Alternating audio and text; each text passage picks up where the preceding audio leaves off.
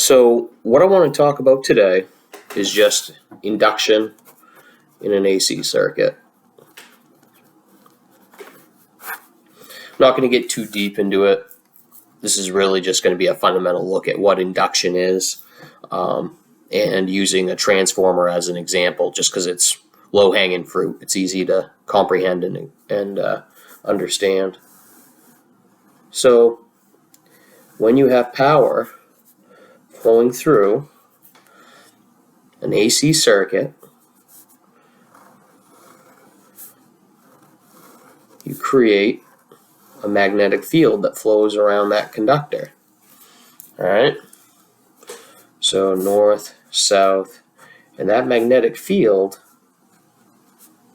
radiates out in all directions. Okay? Right? And I know I said power, but it's really when current is flowing through a conductor that it creates the magnetic field. And that magnetic field is expanding and contracting 60 times a second, because that's what the frequency of the power is. All right? So 60 times a second, that magnetic field is expanding and contracting, and it's changing polarity when it does. Right? So it's expanding and contracting. Now, let's say we have a coil with a given number of turns in it, and we are going to apply, let's say, 480 volts to that coil. All right? Boom. I hope you can see that. I'm not the best artist. So, but when you do that, you concentrate that magnetic field and you make it stronger and you make it bigger.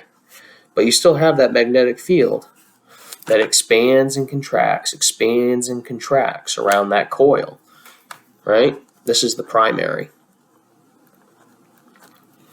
So you have power applied to you have 480 volts applied to the primary, and you have a magnetic field that expands and contracts 60 times a second. Okay? Now, if you take another coil of a given number of wraps and place it within the magnetic field that's created by the primary, right here, then what's going to happen is, as that field expands and contracts, it's going to induce a voltage into the coil this is going to be your secondary.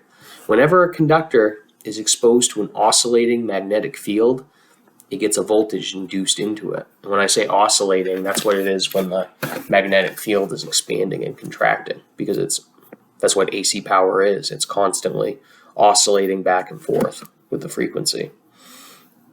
So let's say in the primary we have 1,000 wraps of wire make up the primary coil.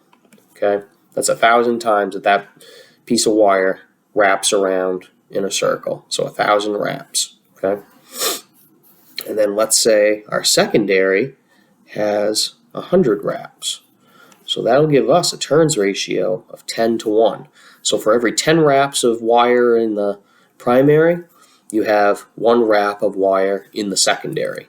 So the reason that's important is because that's how a transformer takes a higher voltage and makes it a lower voltage.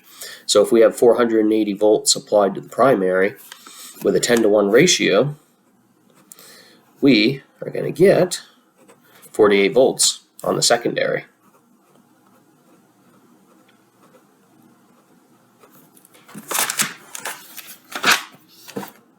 Okay? And again, there is no physical connection between the primary and the secondary windings. When I say windings, these literally are just a conductor that is wrapped however many times. In this example, it's wrapped 1,000 times in a circle, in a coil, around something. And what that something is, it's important, but that's for another video. Like I said, this is just fundamental of how induction works.